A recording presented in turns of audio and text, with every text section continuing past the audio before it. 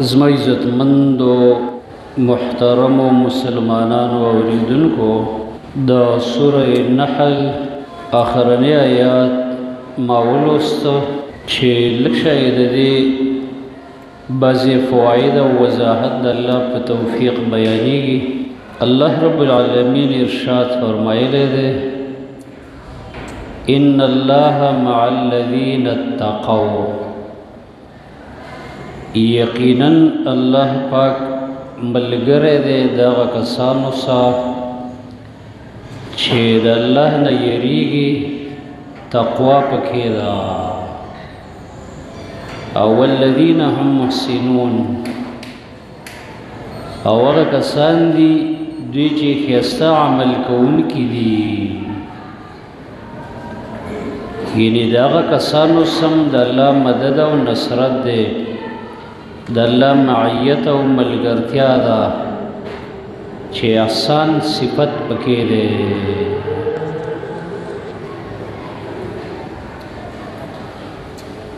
د الله رب العالمین معیت او ملګرتیا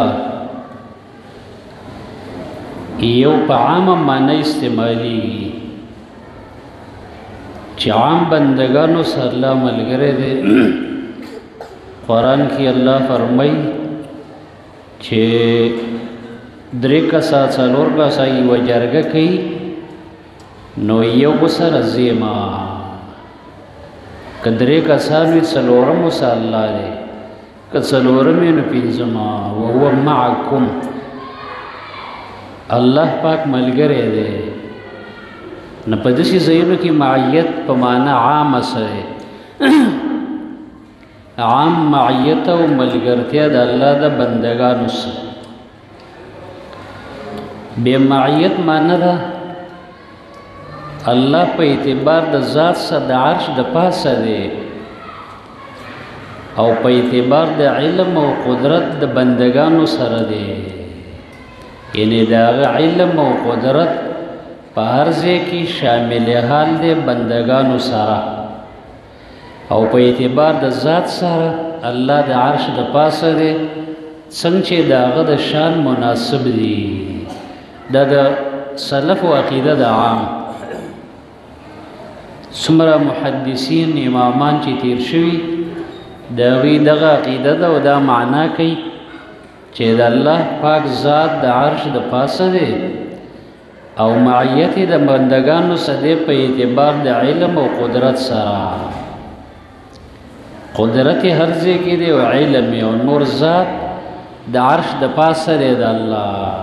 دا عقیده ده د اهل سنت والجماعت د مسلمانانو.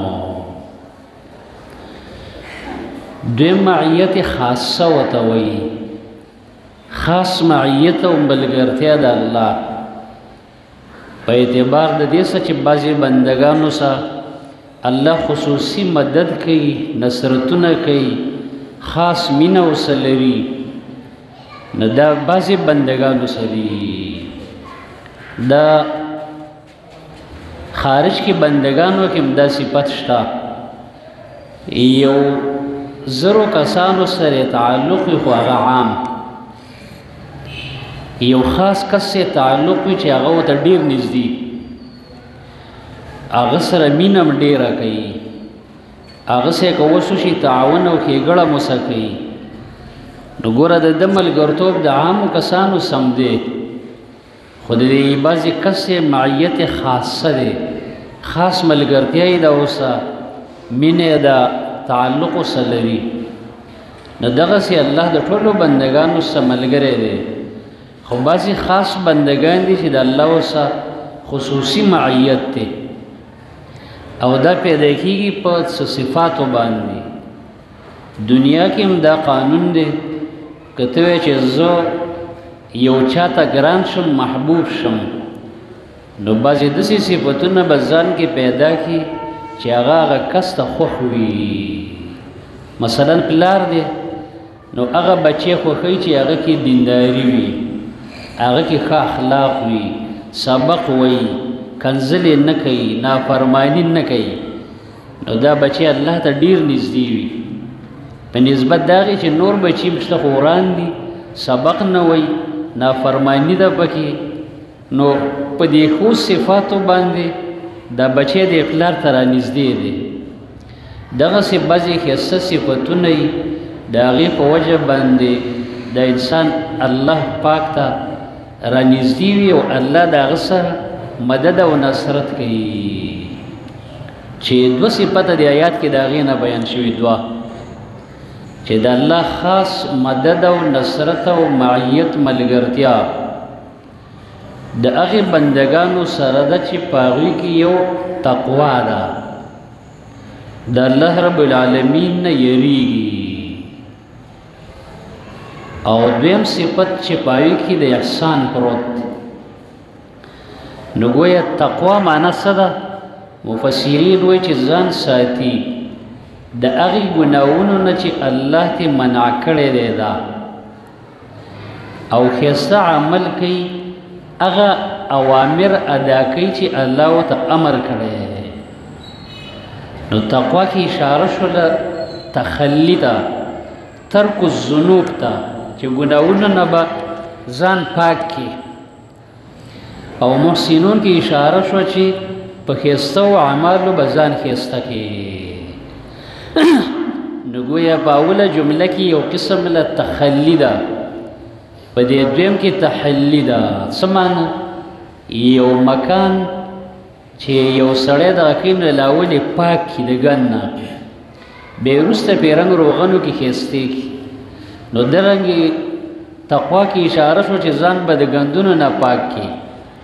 او احسان کې اشاره شو چې ځان کې به ښایسته صفتونه پیدا کړي دویمه دا ده چې تقوا کې اشاره د حقوق الله ته چې د الله د حقونو به لحاظ کې او احسان کې اشاره د حقوق العباد ته او دا ډېر قیمتي انسان دی چې د الله د حقونو هم څه ناس اهتمام پکې شته او د بندگانو د حقونو هم پکې اهتمام شته چې د الله کوم اوامر دي د هغې لحاظ هم کوي د بندگانو چې کوم حقونه یې د هغې لحاظ هم کوي نو دا دوه صفتونه یو تقوا او یو احسان چې دا دوه صفتونه درکې راغلي نو د الله پاک به د سره خاص معیت خاص ملګرتیا خاص مدد او نصرت شامل حال شي او قرآن سنت کې د دوه صفتونو نورم ډېرې فایدې بیان شوي دي چې تقوا په چا کې راغله نو الله پاک ولا فلانکی بدله ورکوي د احسان صفت چې په چا کې راغی الله پاک ولا فلانکی بدله ورکوي دارنګې قرآن سنت کې نور اسباب بیان شوي دي چې د هغې په وجه باندې معیت خاصه د الله میلاوي ځای په ځای باندې الله موږ ته بیان کړي چې پلانکې صفت ځان کې پیدا کا بني اسرائیلو ته یو درې څلور ویلي انی معکم لئن اقمتم الصلاة وآتیتم الزکاة وآمنتم برسلی دغه یاد کې دي چې که تاسو کې څلور صفته رال د مانځه پابندي م کوله زکات م ورکوم زما په رسولانو م ایمان راوړه او د الله لم قرض ورکړه یعنې د الله په دین م پیسې لګولې نو الله فرمایي انی معکم مخکې نه یې ورته ویلي چې زه ستاسو سره ملګری یم نو څوک چې د مانځه پابند دی د خپل مال نه زکات ورکوي دارنګې زما عزتمندو د رسول احترام لري په هغه باندې ایمان لري او د الله دین باندې مال لګوي الله د دوی سره ملګری دی نو په آیات کې موږ ته ترغیب دی چې بندګانو ځان کې تقوا پیدا کړئ د الله یره ځان کې پیدا کا او احسان ځان کې پیدا کا او دا قانون دی په دې دنیا کې موږ په دې لږ عمر کې پې پوهی چې چا کې الله تقوا پیدا کړي او څه ناڅه او احسان بدل درجه پکې ده او سناس یو د علم صلاحیت پکې ده الله هغه استعمالي او کار تیلی او چا کې چې تقوا نشته څه علم بصیرت نه لري څه د احسان ماده پکې نشته الله هغه په یو خیر او کار کې نه استعمالي نو دې د وجه نه که ته غواړې چې الله ما استعمال کړي په یو خیر کې نو په ځان کې دا صفتونه پیدا کړي ډېر علما تاسو وګورئ مدرسو نه غریبانان فارغه شي اووه کاله اته کاله لس کاله تېر کړي خو بعضې صفتونو کمزوري وي پکې الله یې په هغه خیر کې استعمال نه کړي دلیل یې په دې چې ځان کې اهلیت پیدا کا کله چې در کې اهلیت راغې ښایسته صفتونه در کې رال الله دې په خپله به استعمالی نو موږ لم پکار دی چې موږ کې تقوا وي دارنګې احسان وي ښایسته صفت پکې راکې وي الله به موږ په یو خیر کې په هر ځای کې استعمالی الله پاک دې موږ او تاسې کې دا ښایسته صفتونه پیدا کړي